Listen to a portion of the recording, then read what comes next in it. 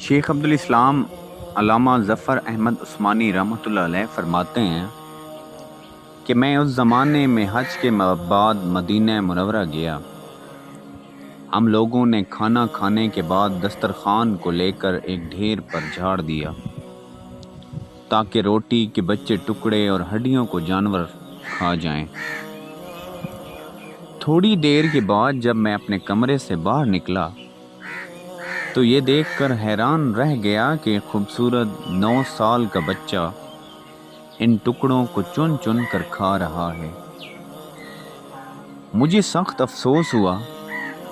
بچے کو ساتھ لے کر قیام گاہ میں آیا اور اسے پیٹ بھر کر کھانا کھلایا، کیونکہ میں ایسی ہستی کے شہر میں تھا جو غریبوں کا والی اور غلاموں کا مولا تھا۔ میرے اس برتاؤ کو دیکھ کر بچہ بے حد متاثر ہوا۔ میں نے چلتے وقت اس سے کہا کہ بیٹے تمہارے والد کیا کرتے ہیں؟ اس نے کہا میں یتیم ہوں۔ میں نے کہا بیٹے میرے ساتھ ہندوستان چلو گے؟ وہاں میں تم کو اچھے اچھے کھانے کھلاؤں گا، عمدہ عمدہ کپڑے پہناؤں گا، اپنے مدرسے میں تعلیم دوں گا۔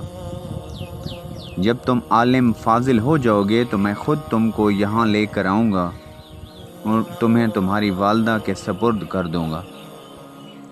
تم جاؤ اپنی والدہ سے اجازت لے کر آؤ۔ لڑکا بہت خوش ہوا اور اچھلتا کودتا اپنی والدہ کے پاس پہنچ گیا۔ وہ بیچاری بیوہ دوسرے بچوں کے اخراجات سے پہلے ہی پریشان تھی۔ اس نے فوراً اجازت دے دی۔ بچہ فوراً آیا اور مولانا کو بتایا کہ میں آپ کے ساتھ جاؤں گا، میری ماں نے اجازت دے دی ہے۔ پھر پوچھنے لگا کہ آپ کے شہر میں چنے ملتے ہیں؟ مولانا عثمانی نے بتایا یہ ساری چیزیں وافر مقدار میں تمہیں ملیں گی۔ مولانا کا بیان ہے کہ میری انگلی پکڑے پکڑے مسجد نبوی میں وہ میرے ساتھ آیا اور ٹھنگ کر رہ گیا۔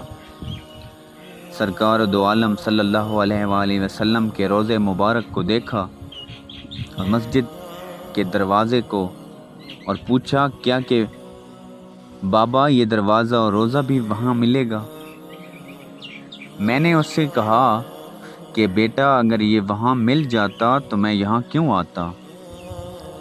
لڑکے کے چہرے کا رنگ بدل گیا، میری انگلی چھوڑ دی۔ بابا تم جاؤ، اگر یہ نہیں ملے گا تو میں ہرگز ہرگز اس دروازے کو چھوڑ کر نہیں جاؤں گا، بھوکا رہوں گا، پیاسا رہوں گا۔ اس دروازے کو دیکھ کر میں اپنی بھوک اور پیاس بجھاتا رہوں گا جس طرح آج تک بجھاتا رہا ہوں۔